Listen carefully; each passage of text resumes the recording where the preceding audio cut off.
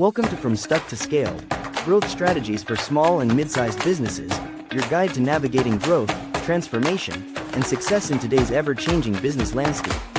Each week, we'll dive into proven strategies, real-world case studies, and actionable insights designed to help small and mid-sized business owners scale smart, lead stronger, and grow faster. Let's get you unstuck and on the path to sustainable, scalable success. Now your host, Julio Gonzalez. Welcome back to From Stuck to Scaled. This is our first episode of 2026. Today we have an exciting transformative journey from world champion athlete to successful business founder. Our guest shares their personal story of launching, scaling, and ultimately selling a profitable Our guest shares their personal story of launching, scaling, and ultimately selling a very profitable business. We'll dive into how developing solid systems, metrics, and processes allowed him to rise above the chaos and build a scalable business. This episode is all about providing founders with the tools and insights they need to shift from being stuck in the day-to-day to creating a framework for predictable growth, one that supports your life instead of consuming it. Get ready to gain operational clarity and redefine what success looks like for your business. Today, we have the privilege of welcoming Javier Lozano, a dynamic fractional CFO and founder of Boulder Media. Javier boasts an impressive journey that began as a world champion athlete and transitioned into a successful business leader. With a proven track record of scaling companies exemplified by his time as CMO at Wrapmate, where he skyrocketed revenue from approximately $1 million to nearly $20 million in just 4 years, he exemplifies the power of operational discipline. His expertise lies in creating predictable, scalable go-to-market engines for B2B tech and tech-enabled service companies. In this episode, Javier shares invaluable insights from his own experience navigating the complexities of entrepreneurship during the Great Recession. He emphasizes how operational clarity, rather than sheer hustle, is key to shifting from founder-led chaos to a thriving business model. Get ready to gain expert strategies on designing systems that promote sustainable growth, all while allowing you the freedom to step back and enjoy the entrepreneurial journey. Now, let's welcome Javier to the show. Welcome, Javier.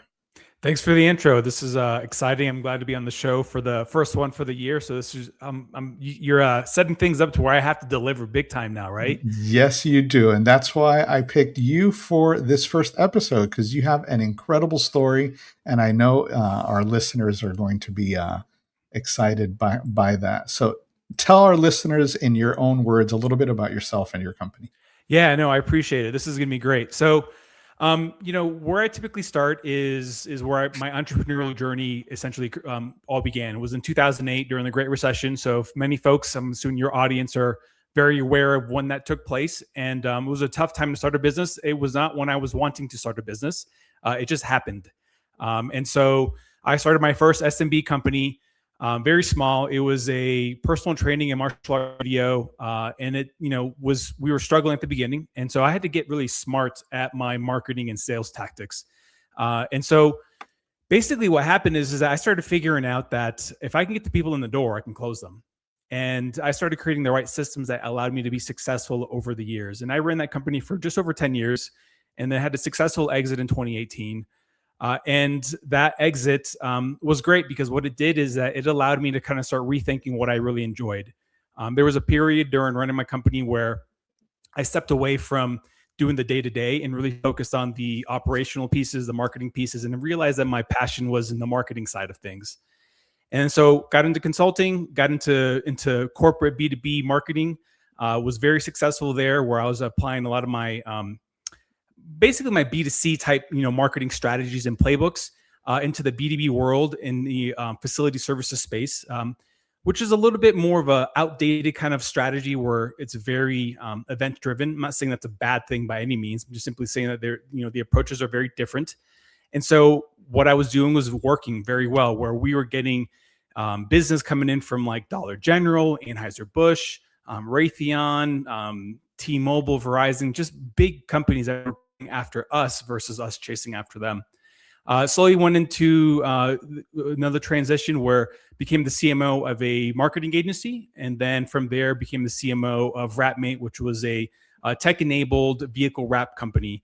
And like as you mentioned, took them from about 1 million to about 20 million in that time frame, and just kind of have kind of continued to grow my marketing, I guess, skills, if you will. But it all was built off of systems, and so I know that this is all about, your podcast is about systems. And so my success has not just been because of, what I've done in the past, but it's all because I've been thinking in systematic kind of processes. And that's what allowed me to kind of get to where I'm at today. Yeah, systemization is such a critical aspect in business. It's the repeatability, right? And so many business owners think, that they hire somebody and, hey, Javier, I need you to go, paint the walls blue. And that's the extent of the instructions that they provide. And then they're not happy with the quality of the paint, the color, the sheen. So if you don't have documented systems in place, you're never going to get repeatability. And if your customer is seeing that, you're not going to have customers for a very long time because they can never trust what they're going to get from you. So I could sit here for days and days and days and talk about systemization and how critical it is. But it makes a much better podcast to have that conversation with you. So tell us a little bit about some of the systems that you've created historically. What works best for you, and kind of in what situations? Yeah. So I think the first thing is almost realizing that you can't be the bottleneck. It's taking a step back from everything and realizing like, okay, where are the bottlenecks in my business? What is slowing things down? And a lot of the times it is going to be the business owner or the founder. Absolutely. And this is not a knock on you, me, or anybody. This is just the nature of the beast because we start a business and we wear all hats. And so, quite frankly, it's expected to do that. But what you want to do is take a step back and be like, okay, we've got these bottlenecks. This is where I'm kind of creating clogs. And then what you're trying to do is and you don't necessarily have to like write these things down, like document them. Like what you need to do is you just need to have something in your head. Like, this is what I do in step 1. This is what I do in step 2. This is what I do in step 3. One of the first systems was the easiest ones that I created was during the, when I was running my first SMB, the enrollment process, whenever we would get people to essentially come into our business. So we had like an inbound engine that were generating roughly 30 leads a month. And then, so I would follow up with these people immediately. So if they came in at, say, as a lead at 12 p.m., there was probably a phone call and or email at like 12:15 at the latest, because they're looking for other people. Sure. And then so from there, I get them on the phone, figure what they're doing. My conversations were very specific and they were under 5 minutes. The whole goal was to just get them into an appointment into the building, so they experience everything. So once we did that, then, what I was able to do was, like, if I had 30 leads in a month, I'd get about 15 of those folks to actually answer and basically talk on the phone. About 10 to 12 of those would actually become appointments. And then we'd enroll about 90% of those folks that showed up. And that was a continuous thing all the time. The reason it was successful is because I wasn't trying to sell them on the phone. I was just trying to get them in the door. All I wanted to do was them to experience something. So never give too much away. This is not like you're trying to hide stuff, but sometimes people don't know what to ask. And so what I was trying to do is just like, hey, get you in the door, see the facility, see the people, see everything, experience everything. And then from there, once they kind of came in, what we would do is we had a system on how we would actually do introductions with these folks. This is what you do. This is how we do these things. And we explained all these processes. And so it had a chance for the family to see, like, okay, this person seems fine. This person, is credible. They're very professional. They know what they're doing. They're taking care of my family, those sort of things. And then that became something easier. And then the sales process, also a system as well too. Very simple. Like, hey, you have option A and you have option B. These are your two options. Like, which one works better for your family? And that was it. And so I didn't really sell. I just provided a service. And that was like one of my first systems that I kind of created that I replicated over and over again. So where I could then start plugging in people that are part of my company, my team, to do that. Yeah, it's funny because, there's a whole psychology behind selling. Yep. And, you take your standard consumer walking into any big box store, And if you ask them, is there something I can help you with, the automatic answer is no. I'm just looking. But if you tell them, when you're ready, I'm here to help. That completely changes the dynamic. So, like you're saying, bringing them in just to experience, the organization is significant rather than, can I set an appointment to try to sell you something?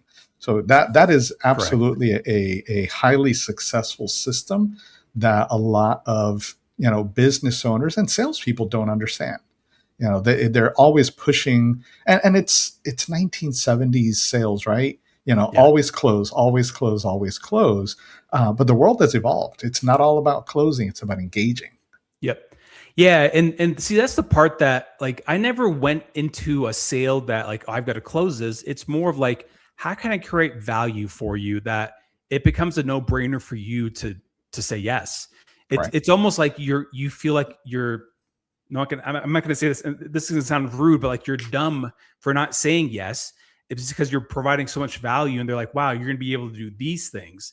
And that's kind of the way I look and I approach marketing as well too. Is that you want it to make it a no-brainer, but like, man, if I don't take this offer, I can't believe that I'm going to be leaving all this on the table and what could be happening for my business. And I can probably 10x it over the next 12 months and all these other things. Yep. It's how you lay out and you structure the value of what you're offering. And when you do that, the consumer then doesn't feel like they're being sold. The consumer is selling themselves to justify that. 1,000%. Yeah. And so when you're doing like, when the consumer is trying to justify to make the pay, like to make the investments, then all of a sudden it's like, hey, just let me know if you have questions. I'm here to help you to talk this thing through. And they're not going to even have like questions of pushback. It's more of like, I just need clarity on this piece. I need clarity on this piece, because they're already sold, And so that's kind of the way consumers have really changed and evolved in today's day and age of buying. And I think as a business owner, as you're scaling, you got to think about that. You got to be thinking about, okay, I've got to adjust to how people are buying today. But more importantly, I've got to make it to where it's comfortable to where they're making the decisions themselves. And I'm just laying out the information. Some folks have said like, hey, you're great at sales. I'm like, I just tell you what I think. And if you like my advice, then great. Yeah, I've always said that I hate sales and I'm not a good salesperson. And that has always been in that context of, the 70s salesperson of always closing. Yeah. I've always been an educator, right? Yep. So I give my customers all the information that they need. And like you said, it's their decision.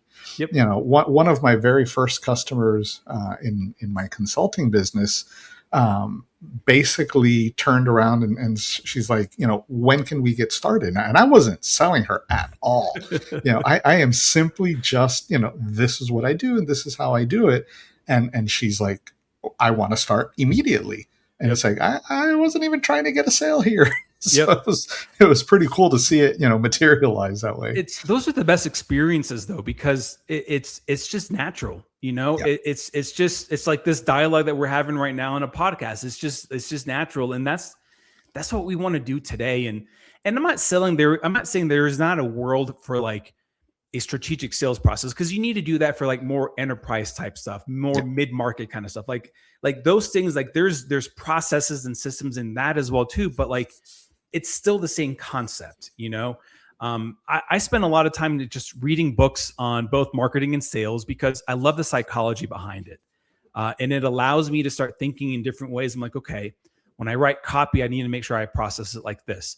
When I talk to somebody on the phone, I need to be thinking about this. And so, something I learned a lot was during, my first company, it was really taking the sales process and understanding the challenges that my consumers are going through, and then taking that and then putting it into text, because selling verbally and selling on websites, two different strategies. Yeah.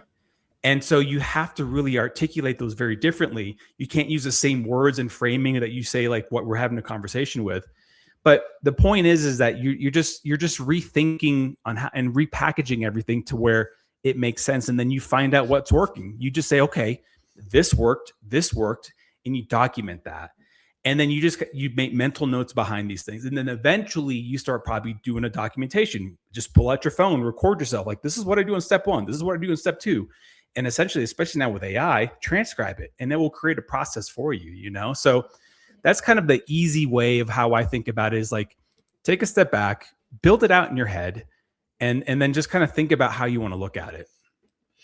How has your approach to creating systems evolved since your start during the Great Recession to today? That was a very specific time, very specific challenges. Then we had COVID, which brought a whole new set of challenges. Yeah. And now we're post-COVID. So how has your business and your approach evolved through these times? A lot. And I would say some things are almost the same, but some things are even more, I guess, more detailed. So great example is like at my last company at Wrapmate, we had a lean team. And so we did not have a large sales organization. And so we needed to be really smart about how we were able to maximize the productivity of our sales team. And so we were basically generating quite a bit of inbound traffic and inbound leads. To kind of give you context, we were probably generating roughly, 3,000 to 5,000 leads a month, depending on the given month and what we were spending to acquire those leads. And we only had 3 salespeople. And so that's very hard to basically touch all 3,000 of those folks. So what we needed to do is we needed to create a cadence of when people would come in. And this is where I would work with our CTO at the time. And we would create like a strategy, be like, all right, this is what I need you to do, Sean. I want when a lead comes in, they get an automated message here. They get an automated message here to create hand raisers, but they can't go out. Like if a lead comes in at 12 a.m., I don't want something going out at 12 a.m. because no one's awake at 12, So what we were doing is we were refining the process so that it felt as though it was a true experience. Like a text message would go out at 8:32 in the morning, for instance. Okay. So it looked like Tom just sent out a text message to see if like the person wasn't, interested. So what we were doing is we were kind of like, essentially like filtering and holding these leads in. And then what we would do from there is we would then send out these things at like little bursts, like every, 5 minutes, like 5 text messages would go out because we would have an influx of leads coming in overnight. Sure. And so we needed to make sure that the experience was very human-like. Now, does this mean that we weren't being humans? No, we were just leveraging technology. And it's a text message that would have been sent out by Tom. It just not at 12 a.m., So, and then on top of that, he didn't have time to go through all of these messages and send out all these things. So the goal was that we were sending out these messages, and it would be a cadence for like 3 weeks, I believe, where it would create hand raisers. So then our sales team can then start focusing on who to go after versus calling all the leads. So if you start treating all the leads equally, you're really actually spinning your wheels. Yeah. And so we really got smart and creative here.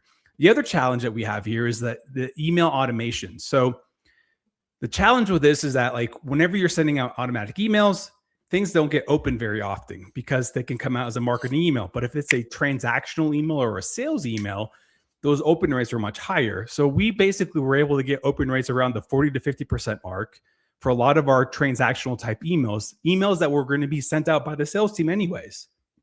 And so these are just systems that we created that allowed us to start scaling and start creating predictability. And that's the hardest part, is that like you can't predict your future revenue if you don't have these systems kind of laid out in place right now. And so that kind of gives you a little bit of context for your audience that kind of understands like the only way to have this thing work is that like literally build it out, and you're going to break it, and things are going to and you're going to probably tick people off as well too as you're doing it. That's okay. It's part of building the system. And then eventually you'll be like, okay, this works well. This works well. Even if we have more influx of leads, we can still do this because nothing is breaking at this point of the funnel. And then you just continue looking at different parts of the funnel and you start optimizing those pieces.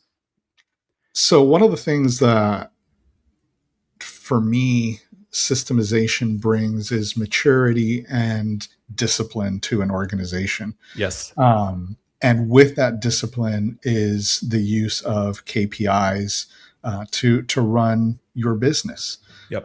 So talk a little bit about, some of that discipline and, specifically the KPIs that you used, in managing these campaigns.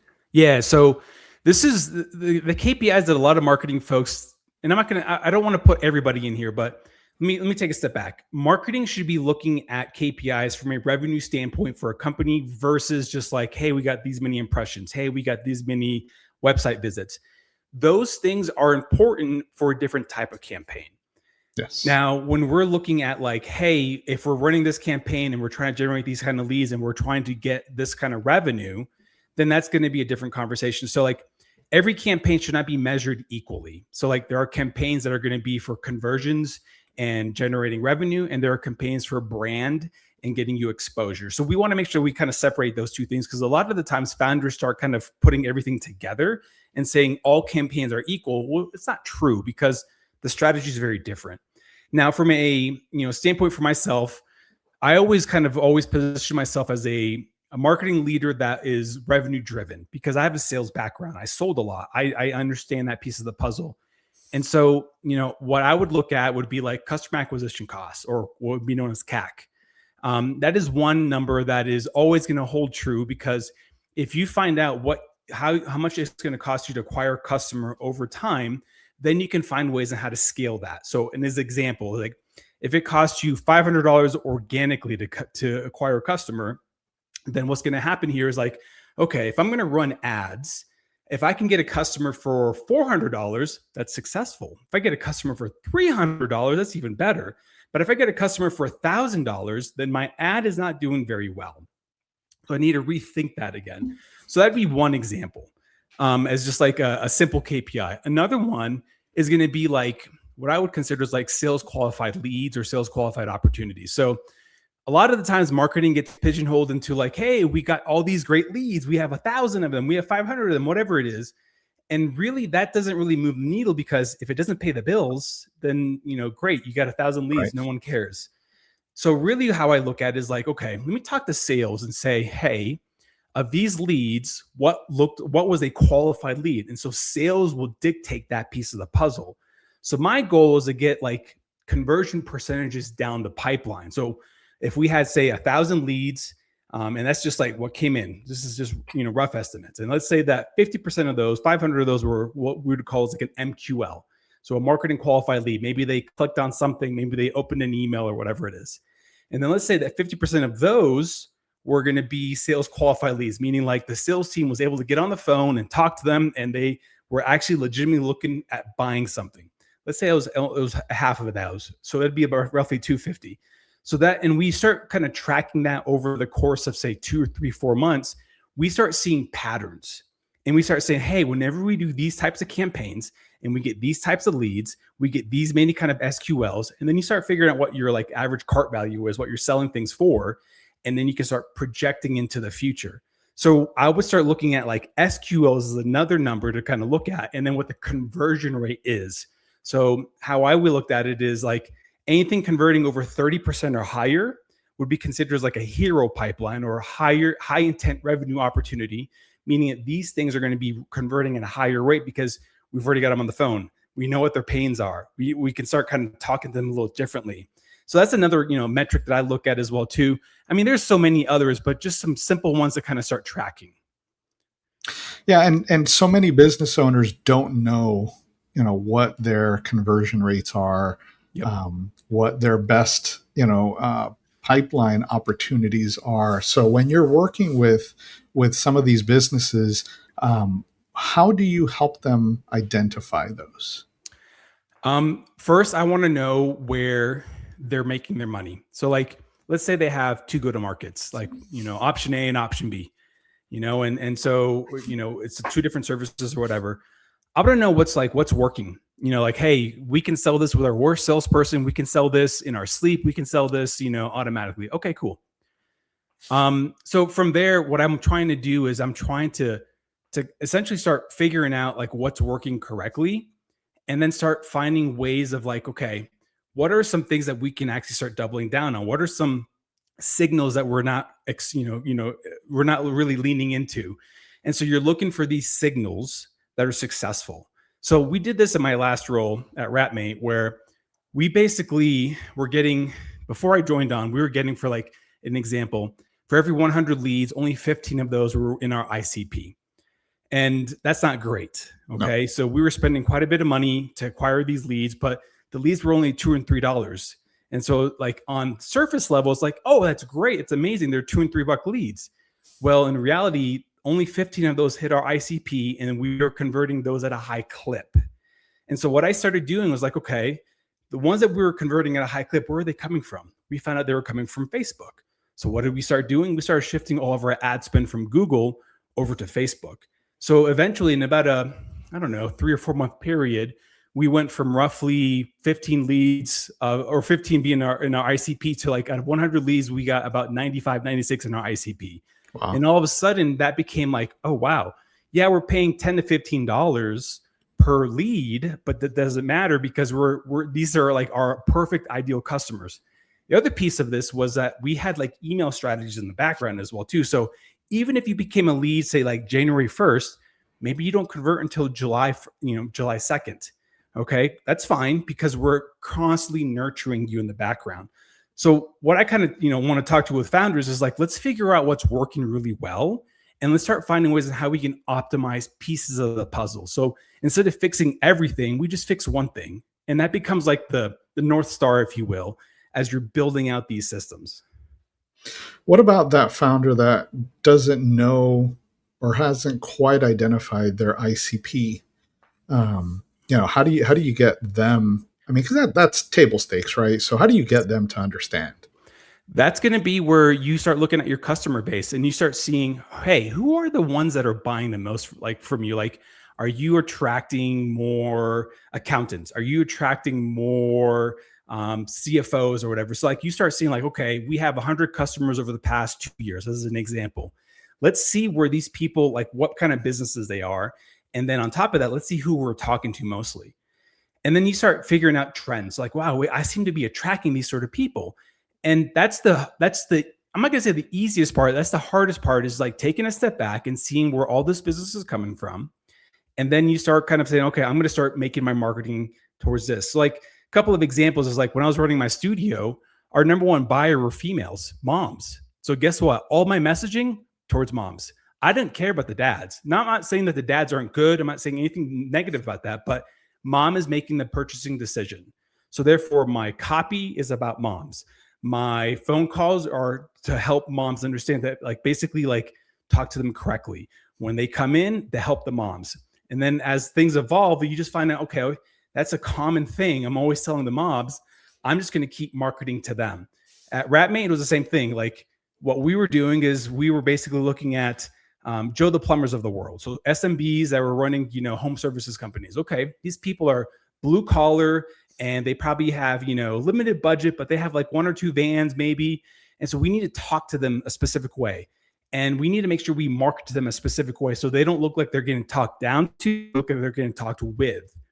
And so it's just analyzing your data and just seeing who your trends are and figuring out like, wow, I see a lot of people like this buying like this.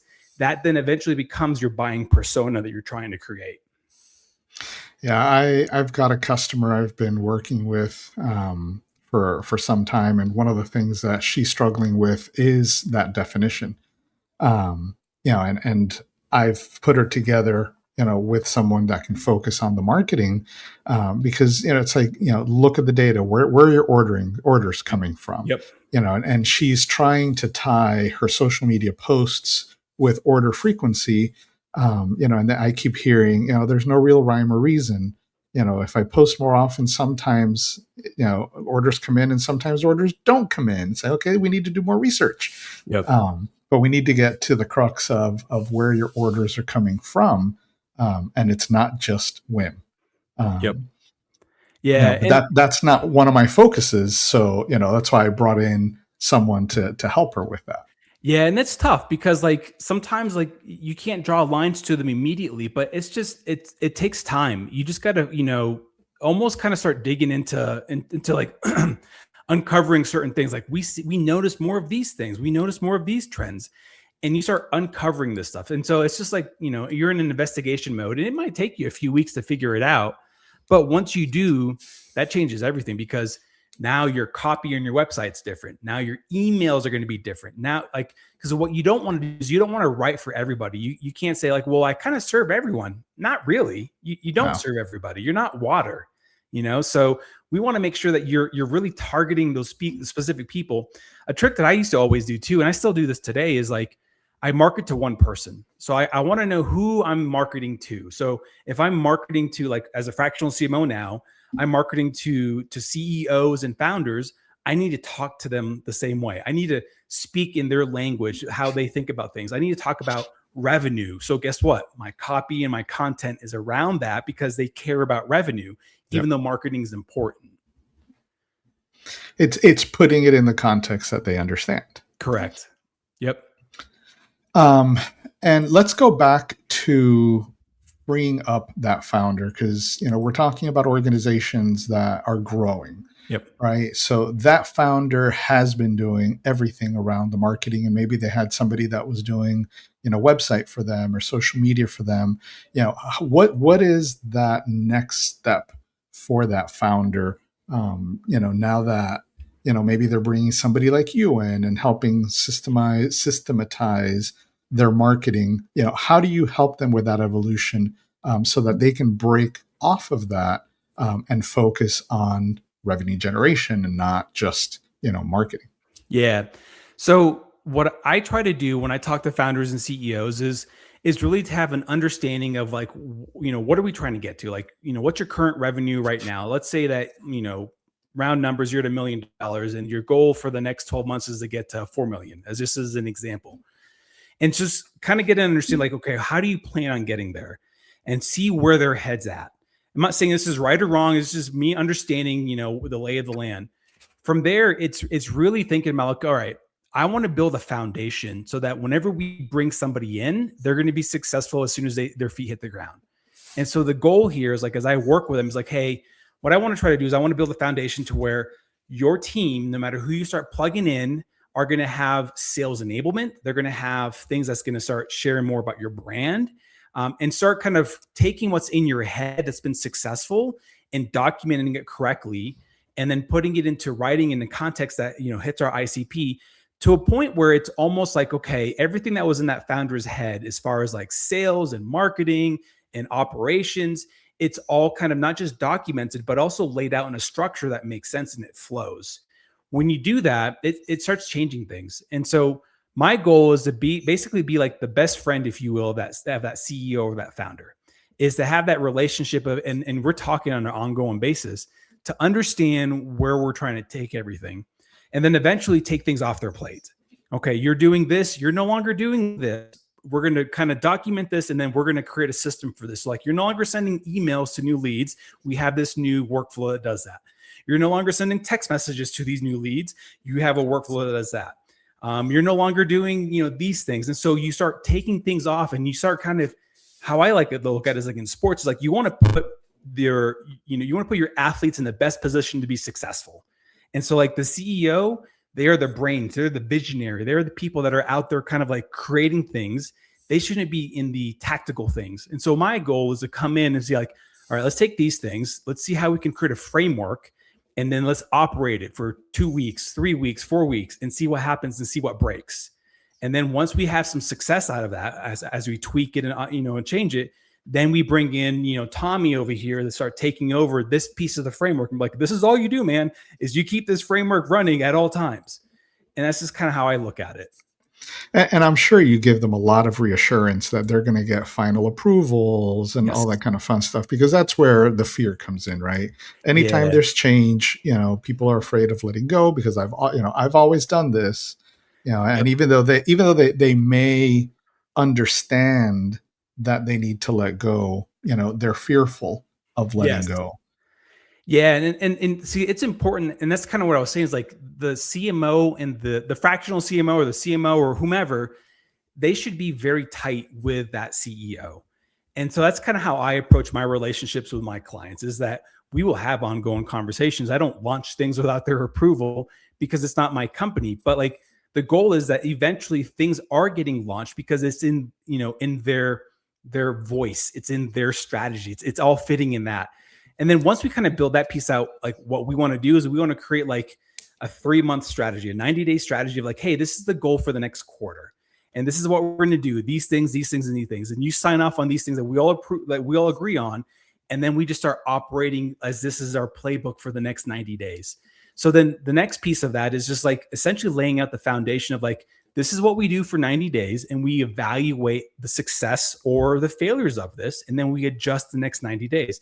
And we keep doing this. Like, I don't like creating 12-month plans because things can change so quickly with founders and CEOs with smaller companies.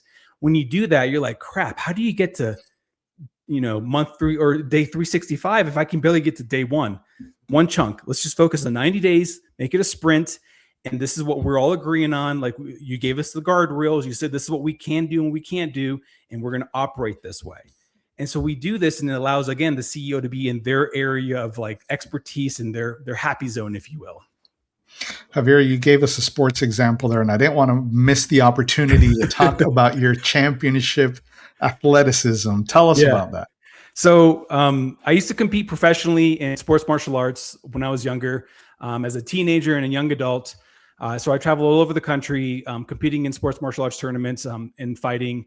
And I was a heavyweight fighter, so did very well. And I don't remember what year. It's like 2000 or 2001, I think. I won a world title as the #1 heavyweight fighter in the country, in the world, for this sanction. And so it was a big part of my life. It was fun. I would say that doing this as a young adult, as a teenager and a young adult, really shaped who I am today, because it gave me all these disciplines that I need to start focusing on. And it just really helped me kind of start framing things in a different way. And I'd say the toughest thing is like transitioning out of that. Like, you see athletes all the time having a hard time transitioning from what they've done for 2, 3, 4 decades. And then all of a sudden they have to go into like the professional world. But what makes them successful sometimes too is the disciplines that they've gained if they're able to transition that over to the next piece. And so it was fun. It was a great career for me, and had a lot of opportunities to travel and meet some cool people. There's a lot of proven examples of how being part of a sports team does directly translate, into business and other successes because of those disciplines that you were touching on. Because the team captain is, in essence, the CEO.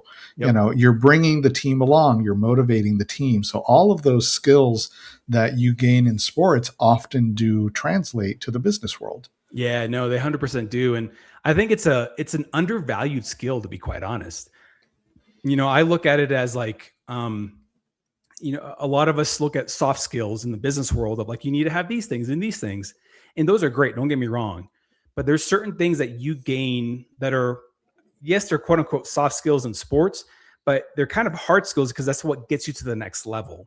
Yeah. And, like how I look at things is like, I've always had this mindset of always winning, being first, like never doing things just for fun and whatever.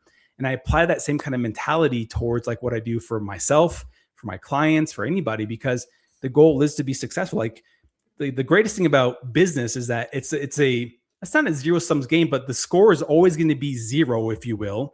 And it's just a matter of like, if you can sustain going longer than somebody else. Yep. And if you can keep going longer than somebody else, then that makes you successful in that sense too.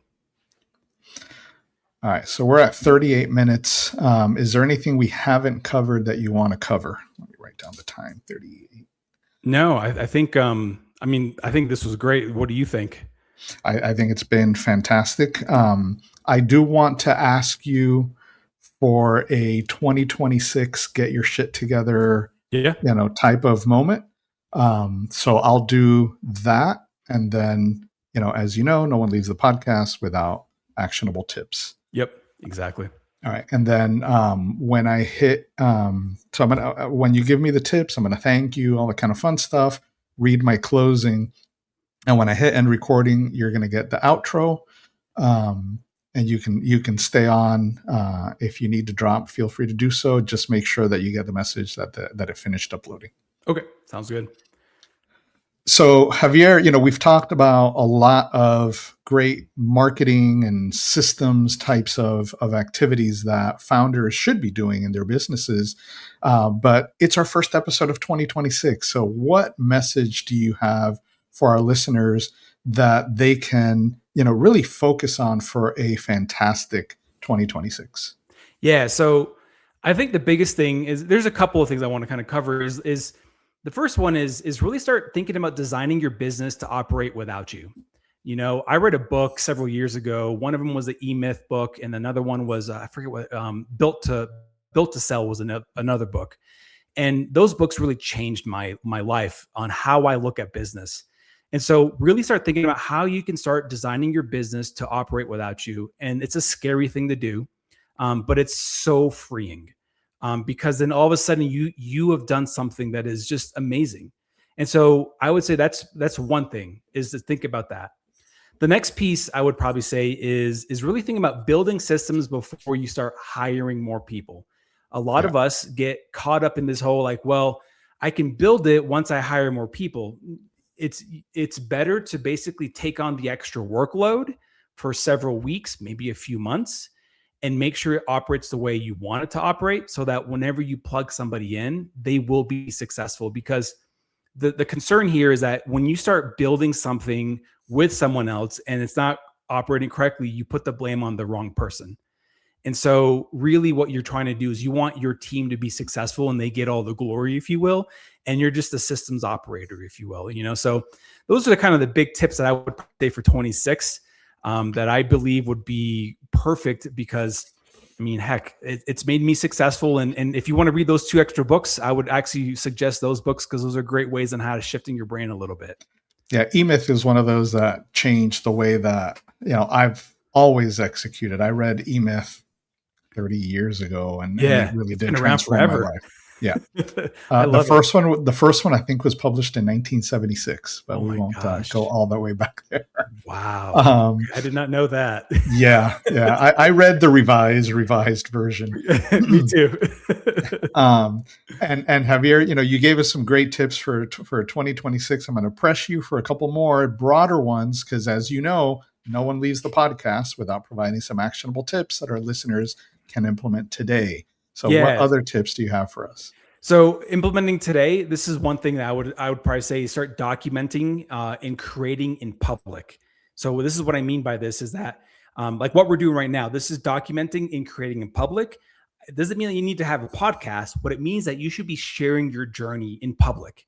And if you start doing that, that becomes your documentation. All of a sudden, it's like, wow, I was doing this. I've been posting on LinkedIn for the past 6 months, and this is my documentation, my story. Yes, there's going to be failures there. Yes, there's going to be things that's going to basically like show your successes and like your highlight reels, if you will. But if you start documenting today, all of a sudden what happens there is that you're like, wow, I've done this for this past 6 months, and you see growth. And so if you start doing that now, I really believe that it's going to start helping you not just lay out the foundation and frameworks that what you're trying to do, but more importantly, it's going to help kind of shift your mind a little bit. Awesome. That I love that. And I think that, there's so many more opportunities to do that than people realize. Yes. And by doing that, you get a lot of input, because the things that you post, people are going to comment on and, great job, or are you crazy? And, you get so much more benefit from those types of things. So those are some great tips. Yeah, no, the feedback loop out of that is imperative. And that's what we all miss as leaders. Sometimes you need that feedback loop. So yeah, I agree.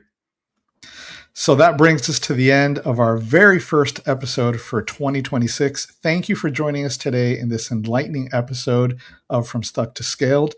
Javier, it was a privilege to have you on the show, and I greatly appreciate your insights and clarity.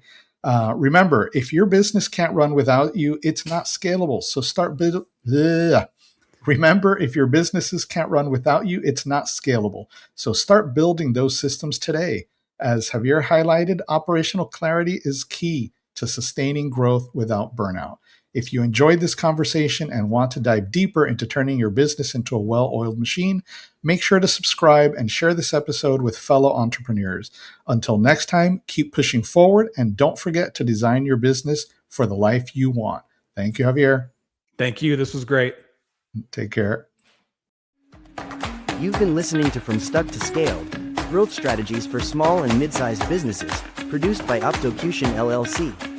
For more information, tools, and resources, Check out our website www.redefinepossible.co/podcast.